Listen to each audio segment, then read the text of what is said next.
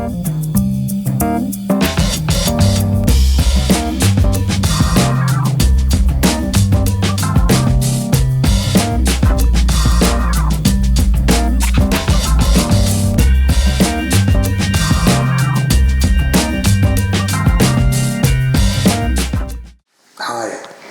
to Resonate with Edgehill Davis.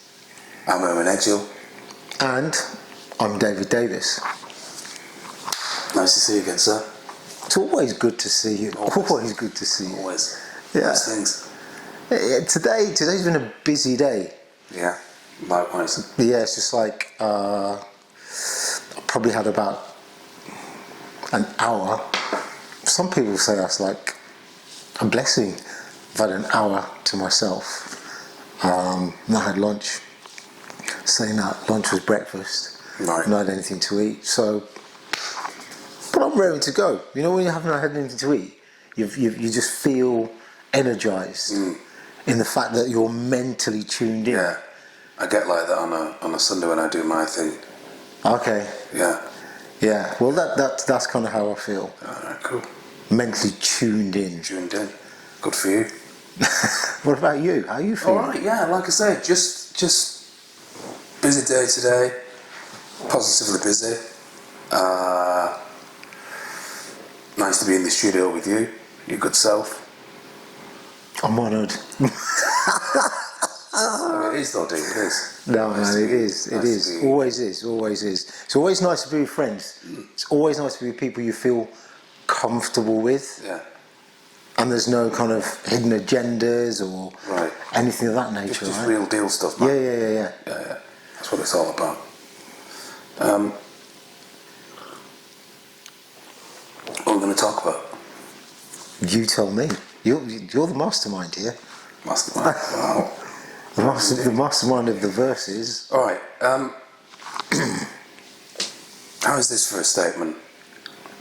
Let me pile all my issues on you, and let's call it love.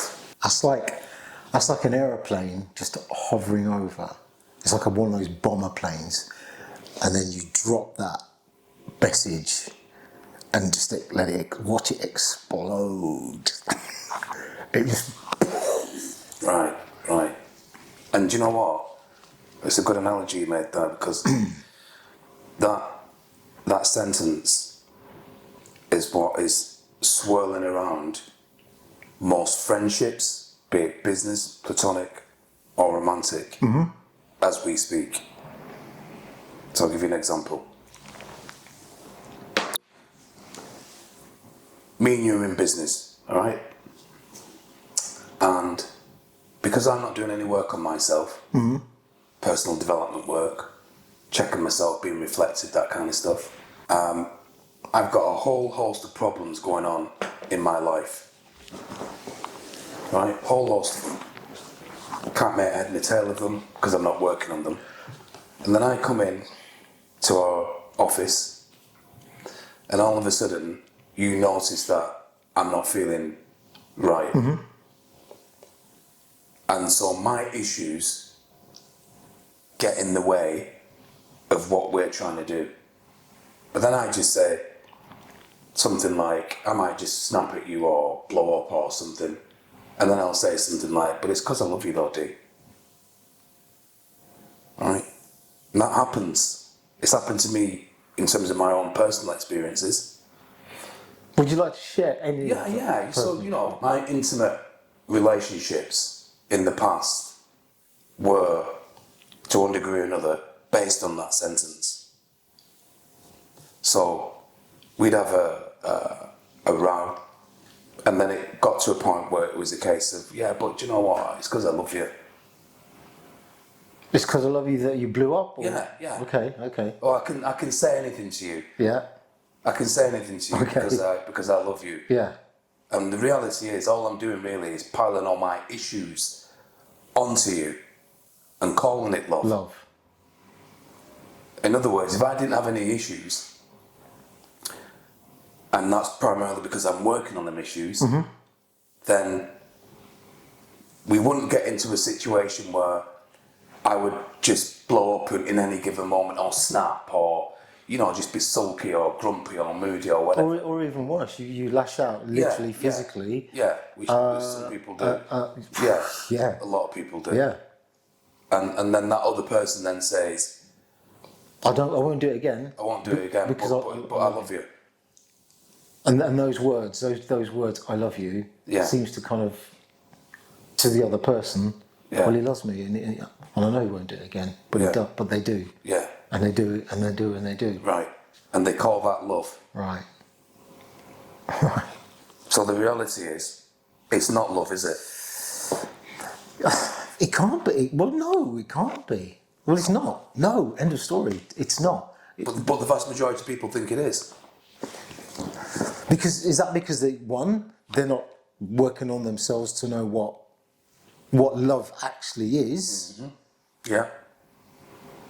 And they think someone, let's go into the relationship side of it, and then if you want to kind of go into the friendship or whatever, let's do that. Right. But if you're in a relationship and you have someone that's constantly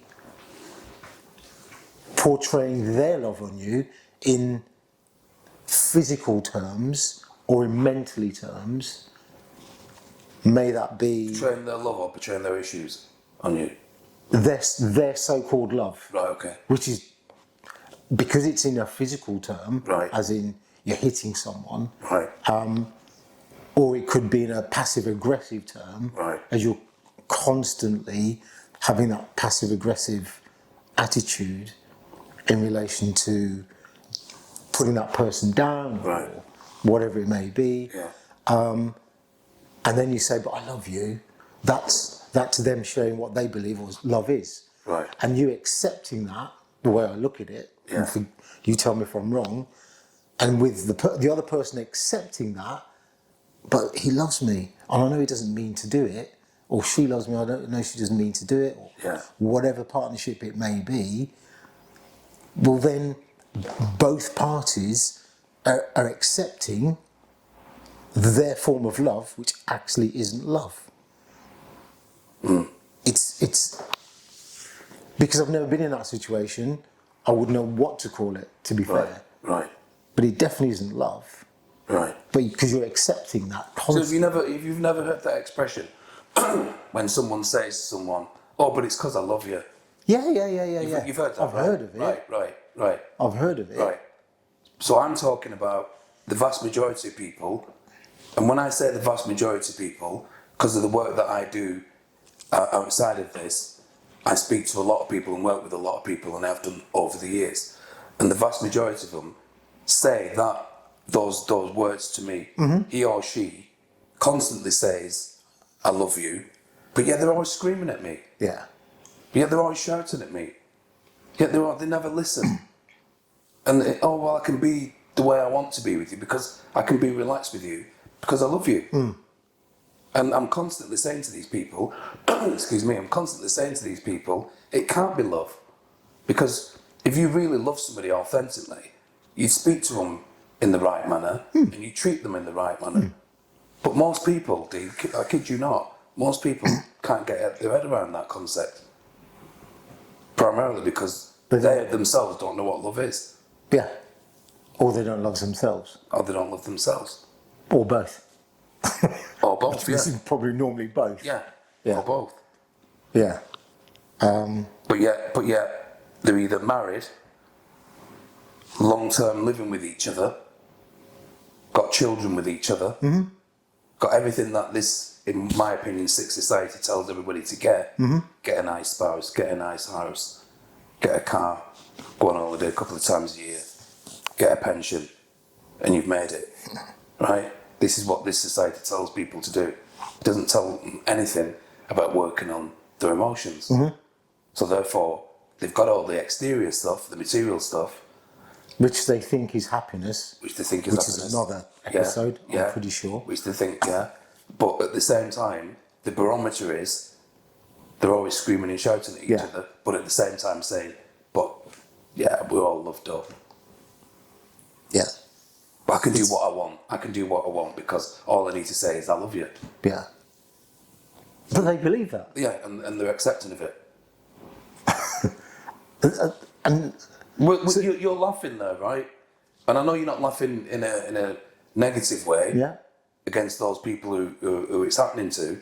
You're laughing in the fact that it's just incredible how that is still. Am I right? I'm laughing. Yeah, you're right. I'm laughing because I just don't understand that concept with another human being to another human being, and I kind of think people actually do that though, and that's and as Erwin said, I'm not laughing because one, it happens to individuals.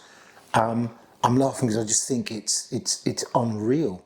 It shouldn't happen to another human being. That's kind of where I am, because it's unbelievable that that's how we treat each other. It's unreal, but it is real. Yeah. It's a reality, because that's what happens in most relationships. And that's scary because as time goes on, surely that's got to become detrimental to your well-being, your happiness, and if you have children, there will be a knock-on effect. I know.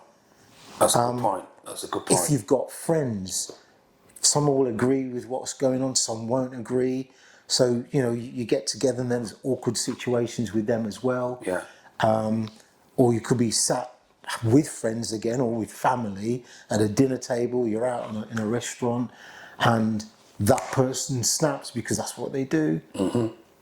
And then as a father, just because I'm a father of two children, and if I was with the family and her partner, my daughter's partner, or my son's partner snapped at them, I'll be going, but Daddy, and they go, what's going on? And I'm ready to, what are you doing? It's my daughter, what are you doing? What's up? And they'd sit down and say, Dad, but he loves me. And I'm going, what? I mean, all of these things kind of bringing a great deal of anxiety for other people within that group of a family sector or friend sector or whatever it may be. Right. So you're not only harming yourself or your partner, right, you're harming the people around you that are closest to you. Yeah. True. And I've never thought of that way before.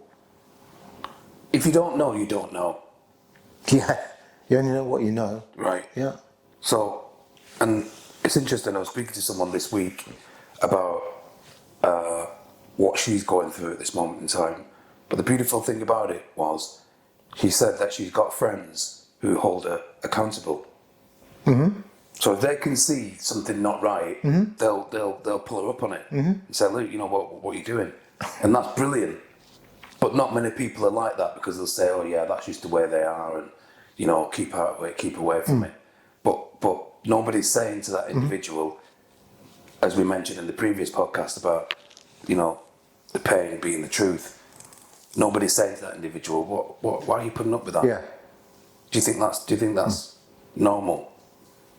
And they'll probably say, yeah, it's normal, but it's abnormal to be treated like that. Or and I've kind of gone through this kind of a conversation firsthand with someone going through something.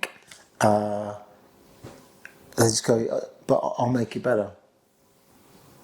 I'll be able to change him. I'll be able to change this, or thinking because they think that love is love, that they can change it and make him a better person to love even more.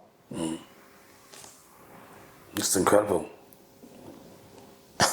You can no more change a person, D. You shouldn't have to change than you can breathe for them. Why did you do? Yeah, it's kind of. Do you get involved with someone to change them?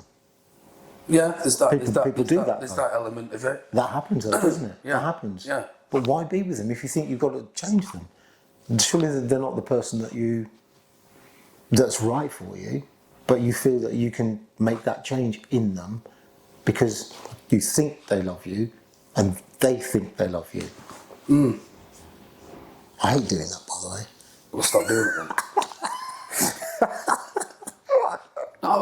Let's put it out to those people watching, D. If you're in a situation, or if you know somebody who's in a situation where you're constantly saying to the other person, or the other person saying to you, you know, once they've been grumpy or irascible or bad-tempered with you, or even worse, and then they come with the words of, well, it's because I love you. Is that what you're going through? Is that what you're thinking about? And how do you feel when it comes to a point where you know that you should be doing something about it because you feel that it's not right? I mean, that's the only way it's going to change. So what, in your opinion, what do you do about it? What is the answer to someone in that situation? Because it's a desperate situation, especially when you're involving other people, whether it be little people, as in children, or indeed family members, and of course friends. You know. I think, again, like anything, we have to reflect on ourselves first and foremost, and we have to ask ourselves, is this the way a loving relationship should be? Now, if an individual is raised in an environment where when they were young they saw their parents being like that, Yeah. then it's going to be a situation where they think that's normal, so that now they're in that situation. But it needs someone to be able to stand outside themselves and say, hold on a minute, this isn't right. Whether they're listening to this and thinking, oh yeah, this resonates with me, I'm going through this, do you know what, this isn't right. To then to start to think about ways of doing something about it, as in like not putting up with it. Making the change. Yeah. And just not putting up with anything like that, because that isn't love. But that step is so difficult, which is why I also understand, and I say understand, I also see how hard that could be if you've had 6 years, 12 years, 3 years, 20 years with a particular partner. Yeah. And that's all you know. Yeah. And you might not have family around you. Right. You might not even have friends, real friends around you. True. How do you kind of get out of that? How do you step out of that? Because you feel that you might step out of the frying pan and into the fire. Yeah. And it's a scary place to be. Yeah. But fear, we all have fear, right? But if you feel deep down inside that this is what you have to do, some way you've just got to do it. Yeah. And where you drag that strength from is just having faith in you, in yourself, Yeah. to be able to make that move, to take that Come on, step. D, let's have it right. You know when something's not right. I know when something's not right. Of course you do. Everybody knows. Of course you do. Right? We're speaking about this today, about, you know, intuition. Everybody's got, to one degree or another, an intuition that when something's not right, they feel it, right? But again, most people don't act on the intuition because they're not encouraged or taught to go with their intuition in different situations, right? The gut feeling. The gut feeling. Yeah. So if an individual can start to really reflect on that and think to themselves, yeah, there's something not quite right about it. Not ego, thinking that I'm better than the other person, right? Because that's what happens as well. One person thinks that they're better than the other person, then they get off, and then all of a sudden they realise that they're not better than the other person because birds of a feather flock together, right? Yeah. So I can't say that I'm better than X, Y, Z if I'm with X, Y, Z in that relationship. Do you know what I mean? Yeah. What I've got to do, or what an individual's got to do, in the sense of all I get all the time is arguments and squabbles and this and that, and then at the end of the evening, it's because I love you. That's all I get all the time. Yeah. I'm done with it. I've had enough of it. But I've got to look at me and change me. Yeah. Because I'm in that situation. But what the first part of call to answer your question is to recognise that the other person piling their issues onto me or to you and calling it love is not love. Isn't love. Definitely not. Definitely not. Yeah. And we need to get to a point where... And there'll be some people, viewers, that will say, you guys know what you're talking about. Of course I love Of course I love that person. Yeah. But why are you constantly having to say I love you after an argument, or after you've been violent, or after you've put them down and made them look small? Right. Why do you think you have to say I love you then? Right. Why don't you say I love you when you wake up every morning? Why don't you say I love you when I'm bringing you a cup of tea? Right. Why has it got to be an action that you've done against that person Good point. to say I love you? Well said. You shouldn't have to. You shouldn't. That's not love. Love is something that you just ooze out without even having to give anything. Right. Right. Surely. Yeah, no, I'm with you. And so, you know, it's about reflective practice in that situation. Mm-hmm. You know, and I know the two of us hope that this will resonate with people who are listening to this. And if you're going through anything like that, like I mentioned, I've experienced it back in the day, but thinking that it's normal. But then when you start thinking to yourself on a higher level, and you start to understand what it's all about, you think, nah, that can't be right. Can't be right. and when I see it now, and when I hear people talk about it now, it's just like, yeah, but I've got all this, and I've got all that, and I've got this. Well, it's the material. It's the material stuff. And it's all right. And, you know, now and again, she does fly off the handle a bit, or he does, or, you know, but I know he loves me, or I know she loves me, and it's all good, and they know that it's not right. Yeah. But they stay in it because of, you know, the wrong reasons. The wrong reasons. Which do not begin with L and end in E. Right, correct. Yeah.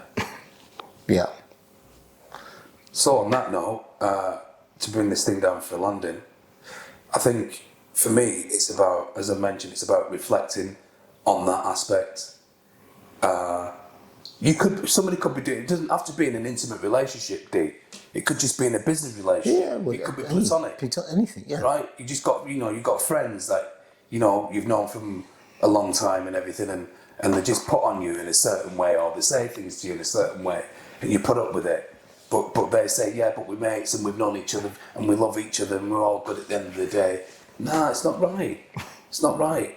It's not right. And if you have a feeling that something like that isn't right, then it isn't. And, you know, we need to do something about it, try to do something about it. So that key word, that key phrase, let me pile all my issues onto you, to you. Let's call it love. Can't be done anymore. Yeah, it's not true love. It's not true love. Mm. Get it? It's false love. It's spurious love. Mm-hmm. It's mechanical love. Well, I hope for those out there viewing this particular episode, if you resonate with it, there are things that you can do about it. Just be mindful of what your thoughts really are. When you wake up in the morning, you go, something's not right. And if you know it's not right, you've got to get out of it. You've got to kind of help yourself and help the people around you, especially if you have little ones, because the cycle will continue with them as a generation. Spot on. Great. Well, from Owen. Bye from me. And from Davis to bye from me. I'm going to always ask you those three things. Please like, please subscribe, and please share. And if you don't like, make a comment. Let us know why you don't like it. Or what you do like it. Or what you do like. Thanks very much. Bye for now. Bye for now.